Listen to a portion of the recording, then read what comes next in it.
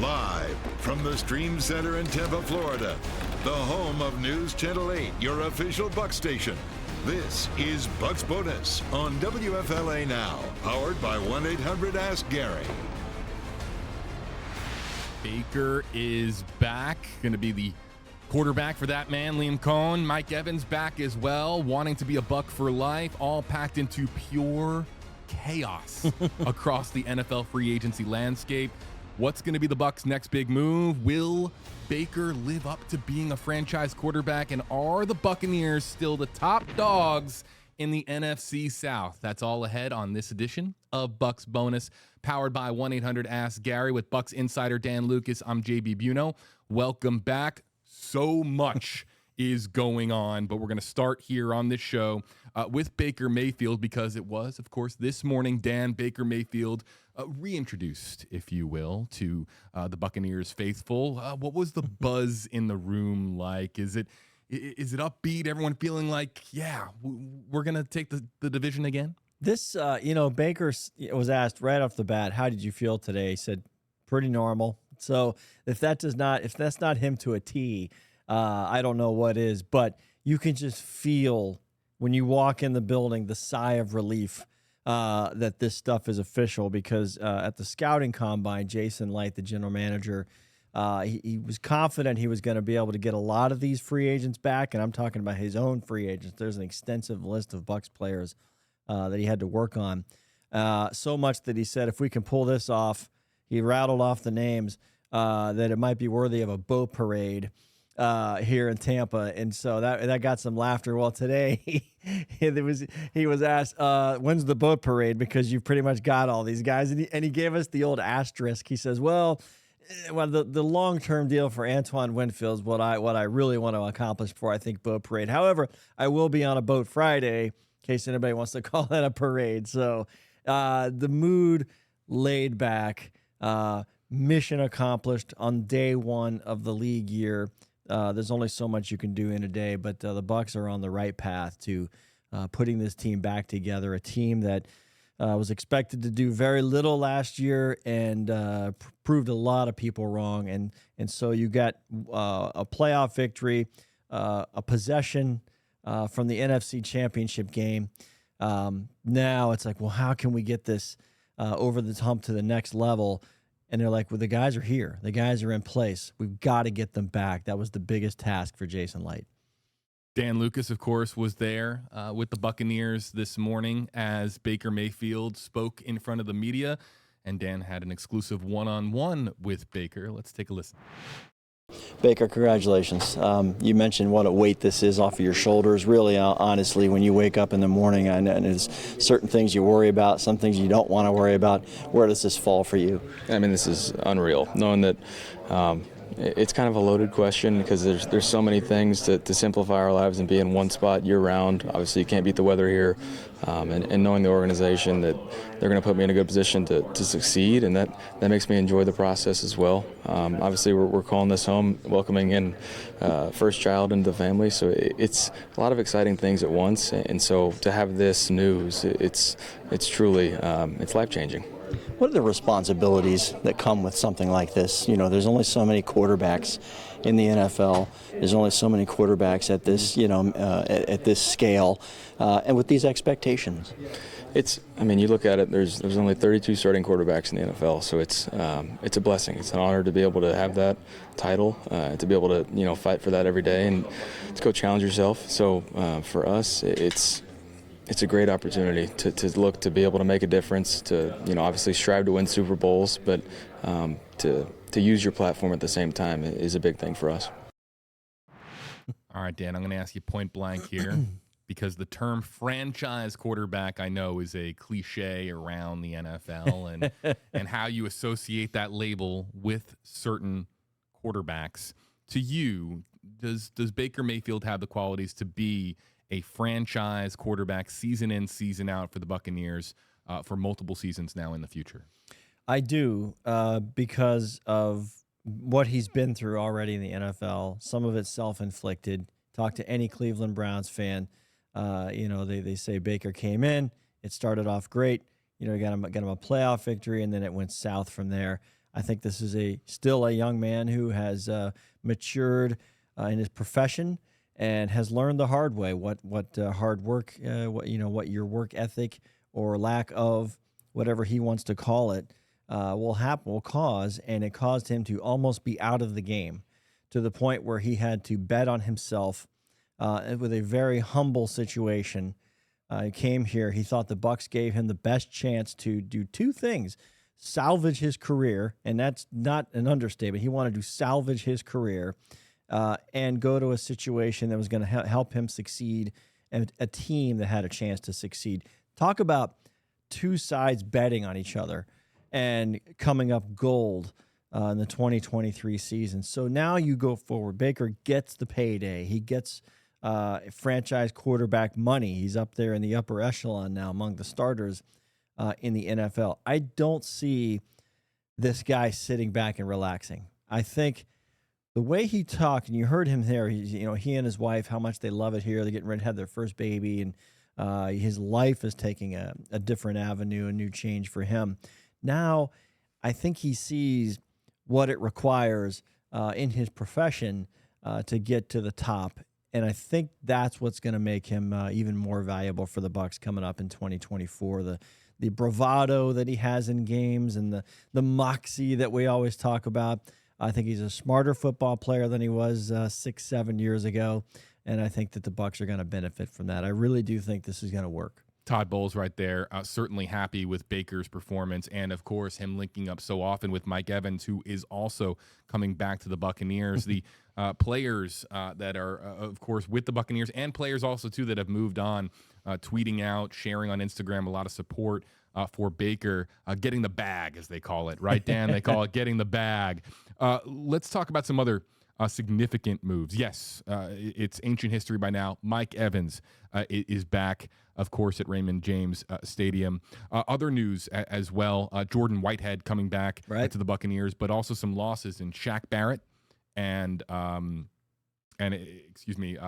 name on Carlton Davis. Thank you. Yes, traded. Carlton Davis being traded as well. What else are you hearing? Give us kind of the insider scoop as to what's going on right now with the Buccaneers as Jason Light continues to play around with all of these different pieces.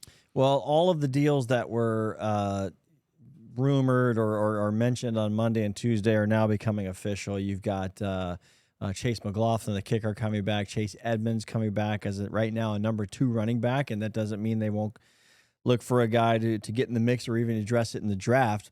But all of these names that they were talking about before free agency began are now signing the dotted line and becoming official. Shaquille Barrett's officially a Miami Dolphin.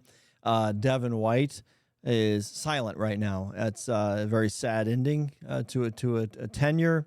Doesn't mean, if something happens here in the coming weeks, do they revisit that? And he's shown that his true value. I don't know. The Chargers are linked to Devin White right now, possibly, but. Some of the things you're going to see, 2 things are going to happen. One, they're going to kind of shift over to their draft preparations. And also, Jason Light is well known for taking free agency into April and May, having money, and into the summer and grabbing that value guy. There was a value guy a few years ago, Rob Gronkowski, that was weeks after this first day of free agency, and there was some. Bucs had to negotiate with the Patriots to make that happen. It wasn't a true get him off the street kind of thing. But my point is, there will be guys that come in here on lesser money, lesser value, like a Greg Gaines last year, a defensive lineman who was a depth piece behind Vita Vea. Greg Gaines, by the way, is one of the guys who re-signed for another year. Levante David's going to come back for another year. Big pickup. One of the best players in the history of this franchise. So there will be some guys, pieces here and there, but I think that when this week is over and this frenzy kind of slows down a little bit, I think the shift goes to the draft, because that's where Light has also been hitting home runs. Franchise tag goes to that man right there, Antoine Winfield Jr., who has emerged as one of the best safeties in football. Now, of course, Bucs fans, I'm sure, feeling nostalgic seeing Jordan Whitehead come back, being paired with Antoine Winfield Jr. as well. That's Todd Bowles is going to have a lot of fun with defensive schemes with those two guys in the secondary. Winfield is there's still a window there, Dan, for an extension of some kind to make him a Buccaneer for multiple seasons and not just next season under the tag. The tag rules, and the date is escaping me, but it's right before training camp, possibly a week before camp. It's mid-July. They have a chance to get him signed to a multi-year deal that would essentially take away the franchise tag. The franchise tag is a 1-year deal, paying you at the average of the top 5 salaries at your position. So I believe it's right around $14 million. If nothing happens, Antoine Winfield will play for the Bucs next year on a 1-year deal for $14 million as the franchise tag player. Chris Godwin went through it 2 times. The second time they got a long-term deal done before camp, so it's possible. I think everybody knows, especially the Bucs, the core of the Bucs players, who are all these free agents they just brought back. They get it. They understand the dilemma of the salary cap. You don't want to, in business, you don't want to sell yourself short. So you're not going to do the old hometown discount. It just doesn't exist in pro sports. However, these guys are also not dumb. They know what they have in that locker room. They know what this team is. This team is not teetering on a wrong direction. This team is on the brink of going up and challenging the top teams in the NFC with what they have. That's awesome if you're a player inside that locker room. So Antoine Winfield has the benefit of patience. He can wait and see what happens, and this has to play out financially, free agency for the Bucs. And then they can revisit Antoine during the summer and try and get something done. But it is a priority for Jason Licht. He said it today at Baker's press conference. He really wants to get Antoine done on a long-term deal. So really quickly, before we move on to the draft, because I want to ask you, and we're going to have an episode in the future talking a whole lot about the 2024 NFL draft. Any splashy moves remaining in free agency, Dan, in your estimation for the Bucs? Anything that you're hearing, or any positions that need to be addressed for Jason Licht ahead of the draft, or are they really looking now to April and that first round selection? I think when this is when some of these names play out and then maybe a few more days goes by, I think you're going to look at the available centers, interior offensive linemen. That's a position that the Bucs are really looking at. Positions. Yep. Left guard and center are 2 positions they really want to take a look at, and they can address that in the draft if they want. There's some elite offensive linemen that may fall to their part of the first round if they want to go that route to try and get a guy in the draft. I know we can dive into the names at a later point, but so that's an option. But I think that there's been a number of contracts, just players released because of contracts, that are out there, and I think can be available at a lesser rate, particularly at the center and the left guard position. So to put it this way, if you're paying Baker Mayfield roughly 33, 35-ish per year on a 3-year contract, that's the average value of the contract. I know that the guaranteed money changes it, but you're putting your eggs in the Baker Mayfield basket. If you take the Bucs offensive line from last year, left tackle Tristan Wirfs, outstanding. Right tackle Luke Gedeke, he played really well in his first year back at a natural position. Next to him, Cody Mauch had some growing pains, but boy, did he turn out to be a good one. It was center and left guard. That was a little bit of a liability, and I think that's what they want to tackle here and shore up all 5 spots on that line, on that offensive line, because now you've got all that money in Baker Mayfield, Rachaad White, Mike Evans, Chris Godwin. Yep. Godwin, Mike's making what he's going to make. Chris Godwin's at $20 million per. So when they're on the field together, that's roughly $45 million on the field, just in the wide receivers. Yep. So everything needs to be in sync and working properly, but mostly you got to protect Baker.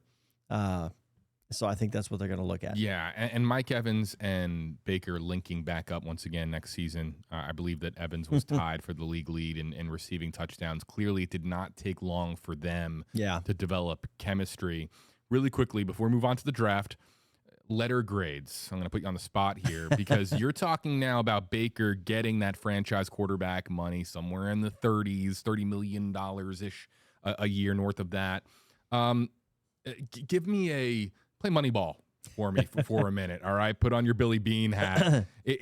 as far as what we were hearing going into the offseason, and for both, I want you to give me grades for both Evans and for Baker. Let's start with Baker. When you first heard the number, do you think that the Bucs got value? Because we've talked on previous episodes, Dan, about how Jason Light has had to do some serious sorcery to make the salary cap work and to move numbers around and to basically put and field a competitive football team for the fans at Raymond James Stadium. So did Jason Light and Baker find a good sort of number that gives the team financial flexibility? Is it an overpay, an underpay? What's your estimation? Well, I don't think they overpaid. I think they did a really good job, and I think I would call it, in my own terms, the realistic paid. Realistically paid. Had they franchise tagged Baker, I think they would have owed him more for one season. And then you go, after the Baker deal was set up and agreed to, then the Falcons pull the trigger on this Kirk Cousins deal that, to me, is just silly. We're going to talk about that in a minute. Yep. Silly money, way more than Baker's making. And I think, from a biased Bucs fan perspective, if you put those two guys next to each other, I think the Bucs fans are probably taking Baker. Especially when you consider the dollar figure associated with each, right? Absolutely. So, I don't think they overpaid at all for Baker. I think it's a tremendous deal. I think the Evans deal was right on the money, and I think really was encouraging to see him sign a 2-year deal. It sounds to me like it's setting up for him to make more money guaranteed and then revisit another extension later, because he wants to play 5 to 6 more years. This deal covers 2. I'm talking Mike Evans. He is one of the things he wants to do. Obviously, he wants the team to win a Super Bowl. But this is all part of Mike Evans' legacy now at this point. He's on a pace to make NFL history. Yep. And he's going to set numbers. When he's done, he'll set Bucs franchise records that may never be touched. So there's a lot at stake for him. I thought his deal was very perfect to keep him here. And I think Evans and Mayfield behind the scenes were probably texting a lot and saying, what do you got today? What do you got? And so I don't think you were going to get one without the other the entire time. It's just good for both of those guys. And remember when the salary cap was announced this year, it was a $30 million bump. Yep. Where everyone kind of forecasted it right around $20 million. So when it comes out that it's 30, I'm sure every GM kind of went, whoa, wait a minute, whoa. The heavens. But especially Jason Light, who didn't have to shed much. They got rid of Shaquille Barrett's salary and Carlton Davis, a 2-year cap hit on Carlton Davis with that trade. So they didn't have to make drastic moves to get these big contracts done. It's just masterful, really, by Jason Light. I can't say it enough. Am I hearing grades in the A and the B range? Oh, absolutely. I think it's an A. The national media perspective of what the Bucs are doing. I'll tell you this. Yesterday, Tuesday, at some point in the national media, they were listing teams that hadn't signed anybody away out of their franchise. Dallas Cowboys were one of them. Very quiet. Yeah, yep. And the Bucs were on the list. So you read that list and you're thinking, this is not really a fair representation of what the Bucs are doing, because if you took all the guys they just signed or re-signed and took them off the team and they're gone forever, this team's in shambles. Yep. So I thought that really wasn't fair. Today, teams are going, who's had a better free agency haul than the Bucs? That's the perspective now. I think it's pretty cool. And I had asked Jason Light this morning, listen, was this a challenge or an advantage to get your own guys to come back rather than really look outside and see what was out there? He said it was a big advantage. And then he went on and he goes, and I think it's about time that the national media realizes we have good players on this team, and that should be demonstrated by what the Bucs have done and put together for the 2024 guys we already know. It's going to be cool to see a lot of returning, smiling faces right here in sunny Tampa, Florida. Let's move on to the NFL draft and the idea that we could have some new faces, of course, joining the team here on Dale Mabry.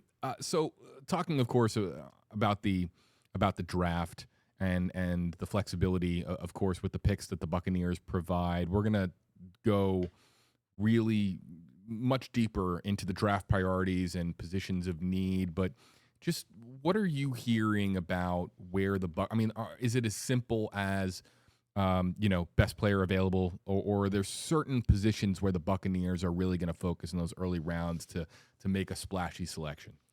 Well, ask any GM, their draft plan, and I don't care if you have the first pick or the 32nd pick. It's going to be a secret. They'll say best available.